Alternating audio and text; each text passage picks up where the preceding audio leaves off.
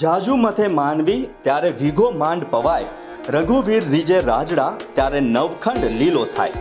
આ કહેવત કરમસદના એક ખેડૂત પુત્ર ઉપર સાર્થક થઈ છે. આજે તમને જાણીને આશ્ચર્ય થશે કે આ ખેડૂત પુત્રના તબેલામાં ગાયે કર્યો છે ચમત્કાર. જાણો આ આશ્ચર્યજનક કહાની અર્બન ગુજરાતના વિશેષ અહેવાલમાં. નમસ્કાર, અર્બન ગુજરાતના વિશેષ અહેવાલમાં આપનું હાર્દિક સ્વાગત છે.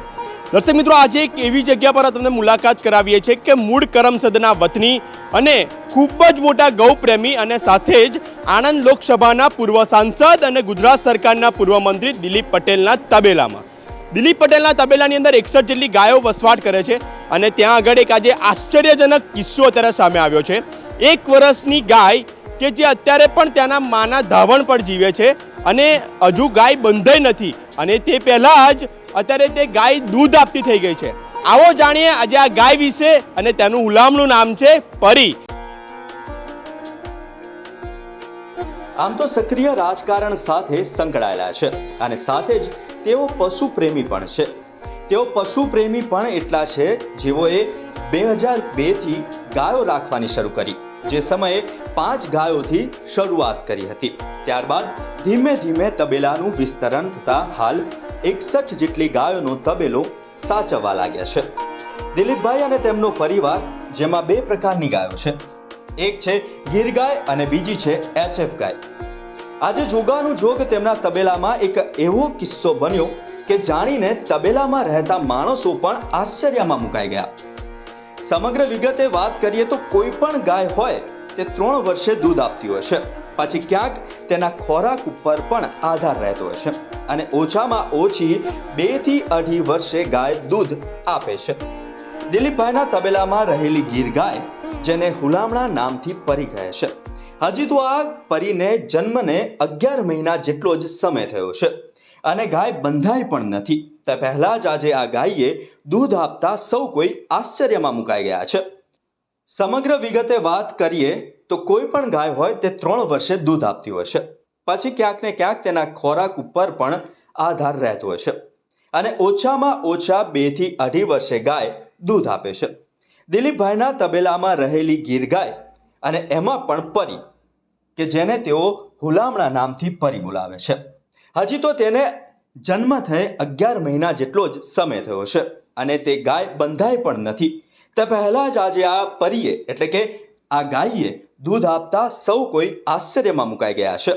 જુઓ શું કહે છે દિલીપભાઈ. ત્યારથી ગાયો રાખવાનો આ શોખ છે અને આજે એક આશ્ચર્યજનક કિસ્સો કહેવાય કે આજે 1 વર્ષની જ ગાય છે જે હજુ બંધાઈ નથી અને તે પહેલા દૂધ આપે છે. સમગ્ર વિગત સાથે જણાવો. મારી કન 2001 થી 300 ગાયો હતી.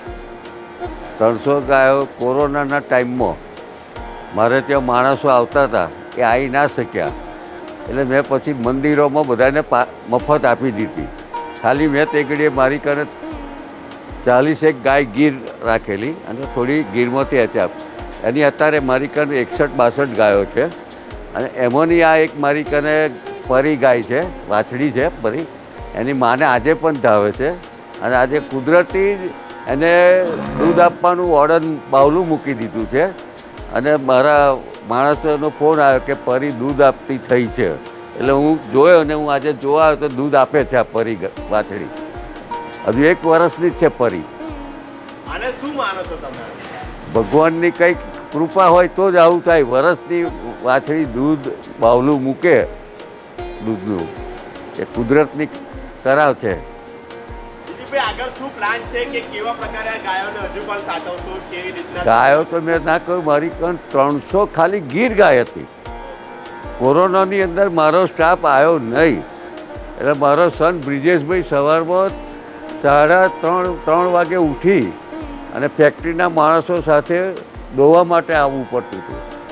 એટલે પછી કોઈ ના આવ્યું એટલે પછી કોઈ મેં કહું ભાઈ આપણે વેચવી ગાયો નહીં, ઘરની ગાયો છે મારી, આ બધી ઘરની જ છે. અને એ મેં મંદિરો મફત આપી દીધી.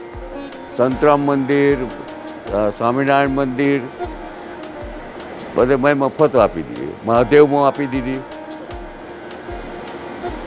હું ગાયો વેચતો નથી.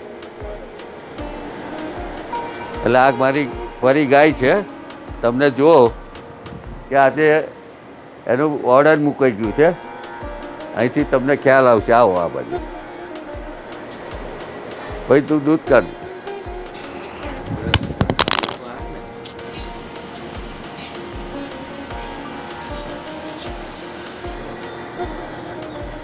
બસ આવી જ અવનવી સ્ટોરીઓ અને વિશેષતાઓ સાથે અર્બન ગુજરાત આપની સાથે. હું છું મના નિંગુ, મારી સાથે કેમેરામેન છે અક્ષિત પટેલ.